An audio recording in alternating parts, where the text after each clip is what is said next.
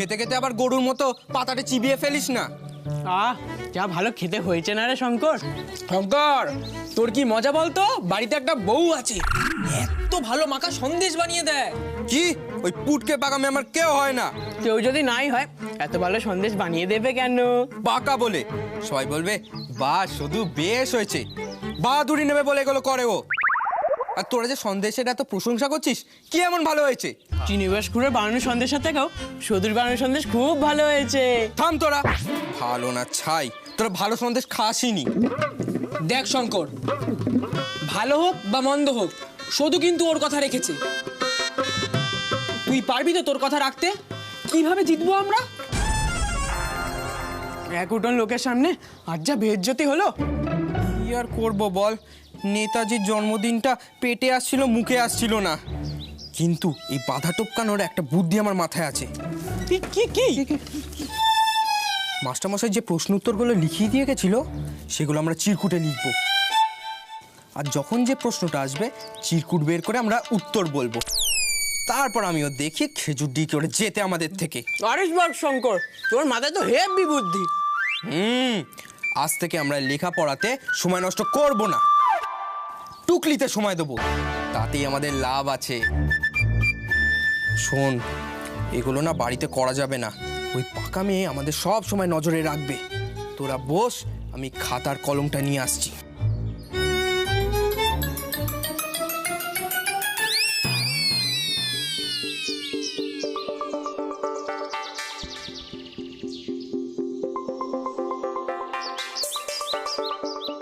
দিদি টুকি দেখতে পেয়ে গেছে গনসা, এবার বেরিয়ে এসো তো দেখি।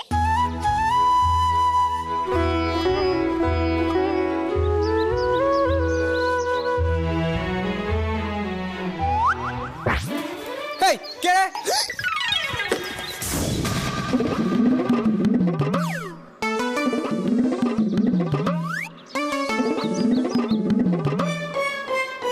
হনুমানগুলো মাথায় তেঁতুলে বীজ ছুঁড়ে মারছে।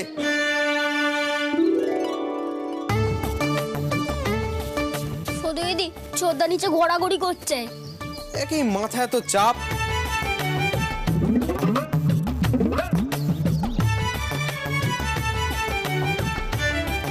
ও ঘোরাঘুরি করুক, এই বেলে মাখা সন্দেশ, ওই বেলে হাঁসের ডিম, এইসবই করে বেড়া। সত্যি বলছি গনসা, তোমার ছোদ্দার মাথায় যে বুদ্ধি, সেই বুদ্ধি দিয়ে সে কখনো জিততে পারবে না। আমারও না তাই মনে হয়, জানিস তো, শুধু শুধু ভালো মন্দ খাবে ওরা তোর থেকে, আর শেষে গিয়ে ফেল করবে। আমারও তাই মনে হয় দিদি। জানো, আমি জানি নেতাজি সুভাষচন্দ্র বোসের জন্মদিন কবে, 23শে জানুয়ারি, কিন্তু ছোদ্দা তোমায় বলতেই দিল না। গনসা, তুমি এক কাজ করো, মাস্টার মশাই লিখে দেওয়ার যে প্রশ্ন উত্তরের খাতাখানা আছে, সেইটা তুমি ভালোভাবে মুখস্থ করো। তোমার ছোদ্দা থেকে দিয়ে কোনো কাজই হবে না। সেটাই গণেশচন্দ্র চাইলেই পারে, কিন্তু ছোদ্দা যদি জানে তাহলে তোমার কান মুলে দেবে। ইস, বললেই হলো জানো, তোমার ছোদ্দাটা নিজে ভালোভাবে পড়তেও পারেনি, আর অন্যকে পড়তেও দেয়নি। গনসা, তুমি এখানে থাকো কেমন, আমি ওই খাতাখানা লুকিয়ে লুকিয়ে নিয়ে আসছি। তুমি কিন্তু ভালোভাবে মুখস্থ করে নেবে, তারপর দেখি কে কার কান মুলে।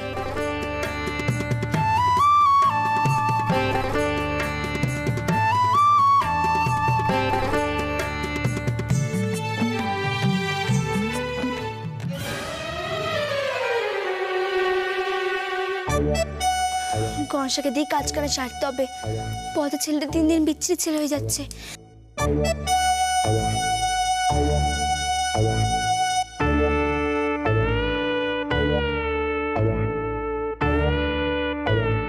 খাতাখানা কোথায় গেল? কাগজ দিয়ে নৌকো টুকু বানিয়ে দিল নাকি?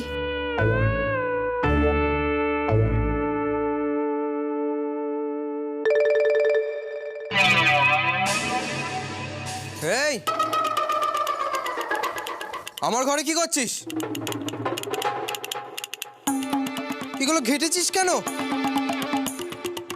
এই রে, সত্যি কথা বললে বাহাদুরি দেখিয়ে গনসাকে আর পড়া মুখস্থ করতে দেবে না। মা এরকম ভাবে কেউ অগোছালো করে?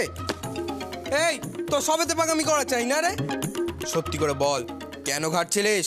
বল বলছি। এত হম্বি তম্বি করার কি আছে? আমার একটা জিনিস আমি এখানে রেখেছিলাম, সেইটাই আমি খুঁজছিলাম। এই তোর জিনিস আমার ঘরে রাখতেই বা গেছিস কেন? শোন, গোছানো জিনিস যেরকম ভাবে ছড়িয়েছিস সেরকম নিজে গুছিয়ে দিয়ে যাবি। শোন এখান থেকে, খাতা নিতে হবে।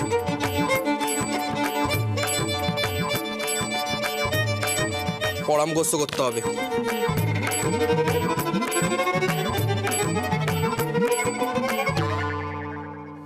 যা, এবার কি হবে? খাতাটা তো নিয়ে চলে গেল। এদের যা পড়াচ্ছিরি, সময় মতো একটা উত্তর দিতে পারবে কিনা সন্দেহ আছে। বেচারা গংশের আর কিছু করার থাকলো না। এখন গ্রামকে জেতানোর জন্য ওদের ওপরই ভরসা রাখতে হবে। যাদের মাথায় কেবল মাখা সন্দেশ আর হাঁসের ডিম ঘুরছে, তাদের মাথায় কি আর পড়া ঢুকবে?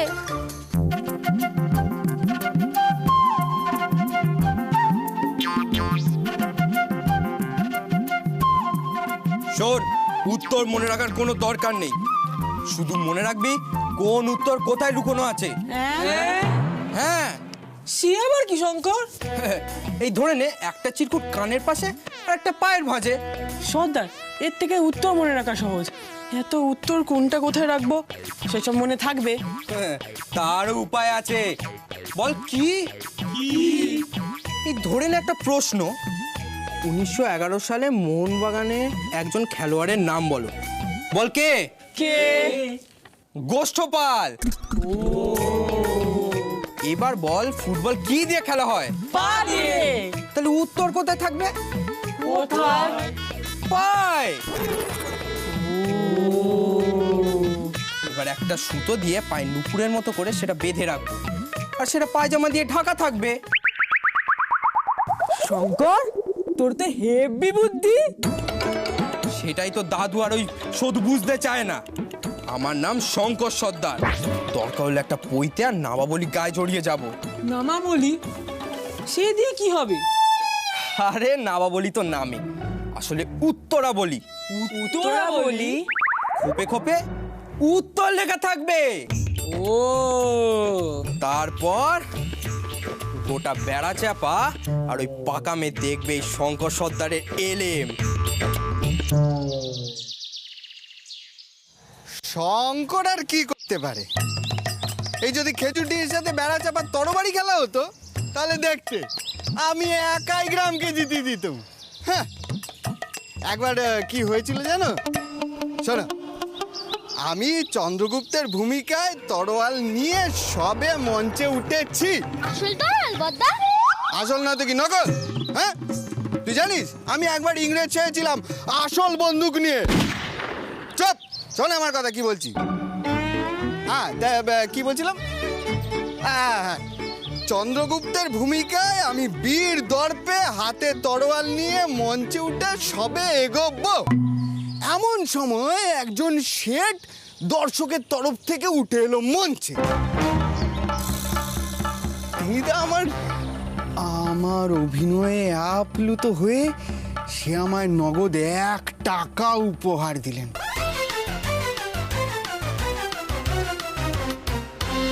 এই সেই টাকা।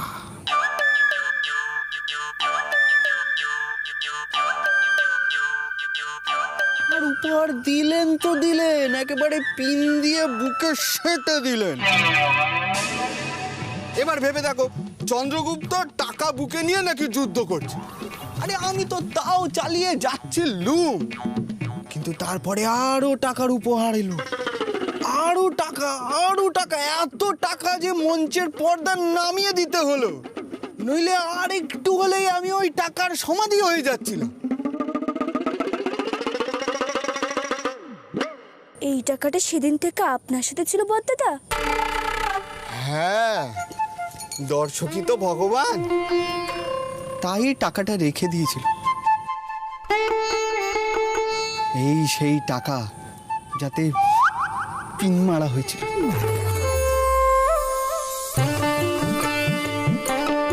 এতে তো কোনো আটকানো ছাদাই নেই।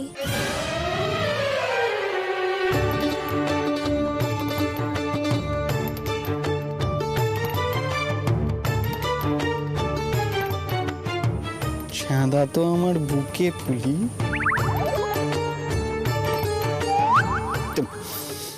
আছে তো, আছে তো, ভালো করে দেখো। ওই ওই ওই ওই ওই ওই ওই দেখো, শুধু দৃষ্টিভঙ্গি পরিষ্কার হওয়া উচিত, তাহলেই দেখতে পাবে। দেখো দেখো দেখো,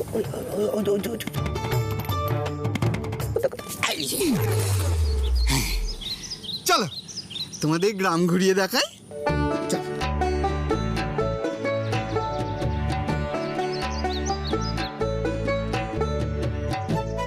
এবার একটা মহড়া হয়ে যাক। মদনা বলতো হিমালয় ভারতের কোন দিকে? এই রে সর্দার, হিমালয় পর্বতের সাথে শরীরের কোথাও মিল পাচ্ছি না। আচ্ছা, চিরকুটটা কোথায় খুঁজবো? এই দল আমি কি করে জিতি বলতো? তুই কি রে, তোর মাথায় কি গোবর ভর্তি? জানিস না যে হিমালয় উঁচু হয়? বল, শরীরের সব থেকে উঁচু দিক কি?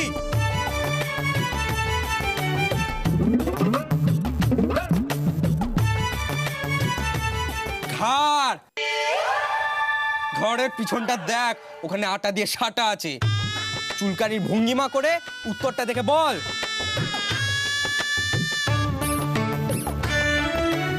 এবার বল, হিমালয় পর্বত ভারতের কোন দিকে? উত্তর। সেটাই তো বলছি, উত্তরটা দে। উত্তর দিকে। উত্তর। সাব্বাস, এই হলো নিয়ম, বুঝলি?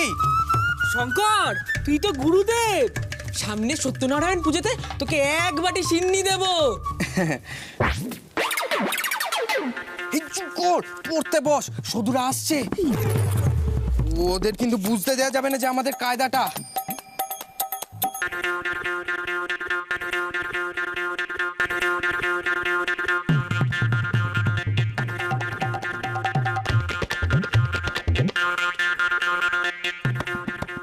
ফুলি,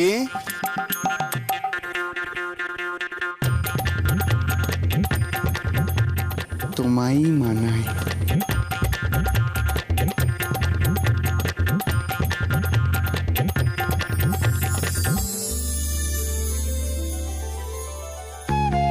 পদ্মার হাব্বা মোটেই ভালো নয়। কি বল, ফুলির পিছনে এটুলির মতো লেগে আছে।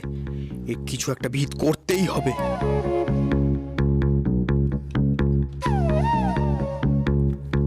এই সদু, নিজের চালা চামুন্ডা নিয়ে খালি ঘুরে যাচ্ছিস? সন্ধ্যাবেলা কিন্তু উঠোনে পড়তে বসবো, তখন যদি খাবার না পেয়েছি না তখন বুঝবি। সন্দেশ পেয়েছি কিন্তু এখনো ডাব বাকি। ওমা যাইবো,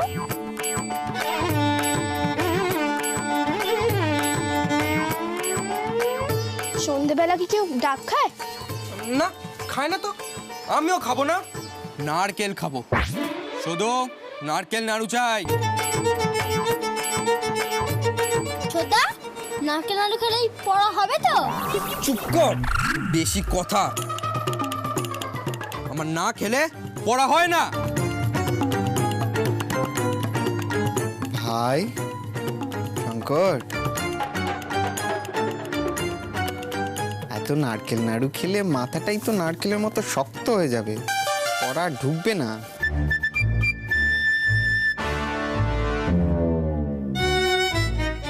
যাই বলো বদ্দা, নারকেল নাড়ু আমার চাই।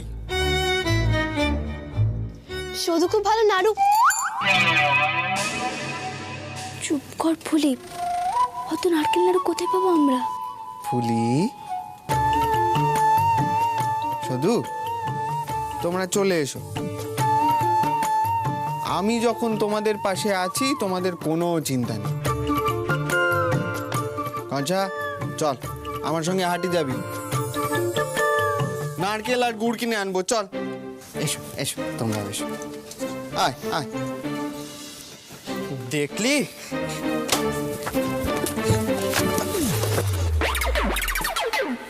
কাল প্রতিযোগিতা, গ্রামকে যদি লেজে গোবরে করেছিস তো এই নারকেল নাড়ু, মাখা সন্দেশ সব কিছুর শোধ তুলবো আমি। কাল অব্দি সবুর করো। সাবধান।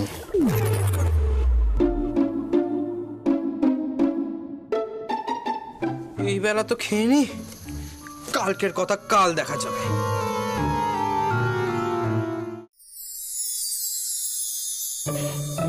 বোরানমা, এই যে গুড়ের কথা কয়েছিলে, আম সত্য দুধে ফেলি তাহাতে কদলি দলি নাড়ু থুরি সন্দেশ মাখিয়া তাতে হাপুস হুপুস শব্দ চারিদিক নিস্তব্ধ পিপিরা কাঁদিয়া যায় পাতে।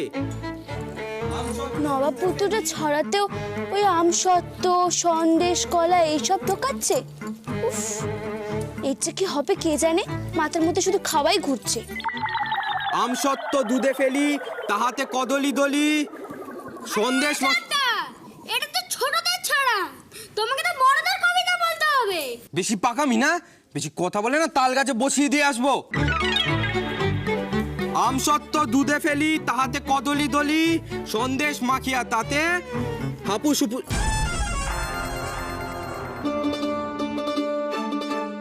আচ্ছা পাকা মেয়ে তো কানে তুলো গুজে নিল খাবার কথা শুনবে না বলে।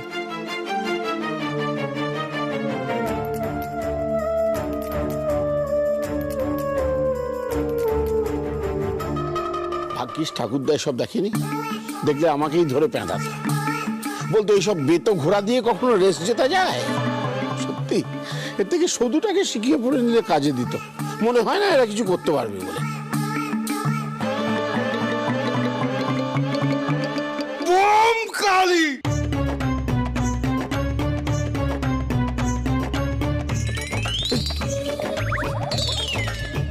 আরে নামান নামান, দাটা নামান।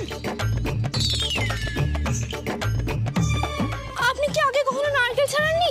সত্যি জীবনে একটা নারকল ছাড়াতেও শিখলো না।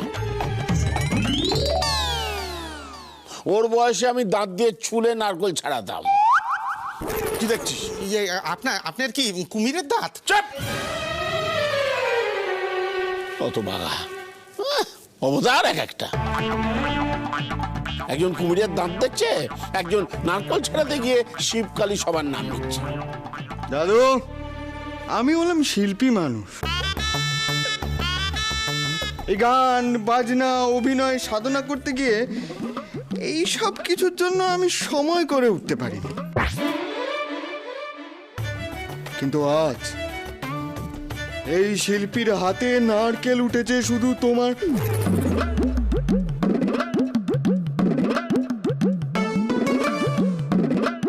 তোমাদের জন্য।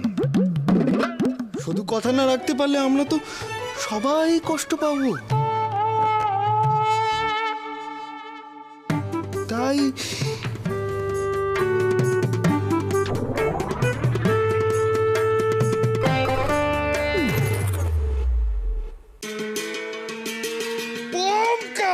কেরা কালি কালি করছে ধনা? শুনছো আমাদের সর্বনাশ হয়ে গেল গো। ও আমার বন্ধে কি বলছো কি? বাবা আমাদের ছেড়ে চলে গেছে।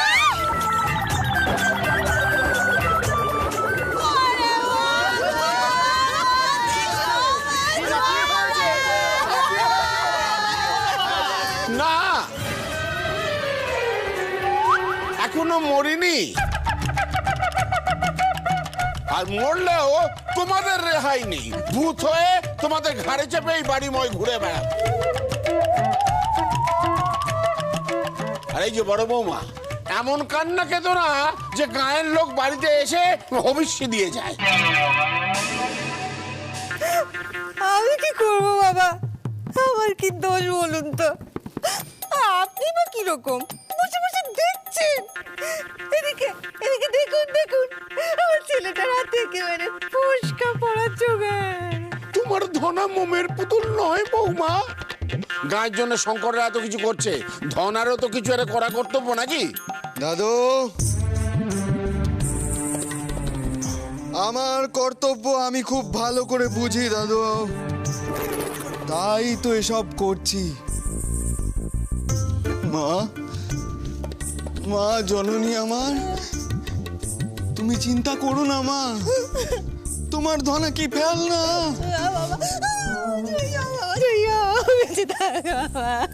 ও মারে, ও ছোট, বলি এই ফুলিকে দেখার পর থেকে কি আমাদের ধনার চোখে ঠুলি পড়লো নাকি রে? তাই তো দেখছি গো মেজদি।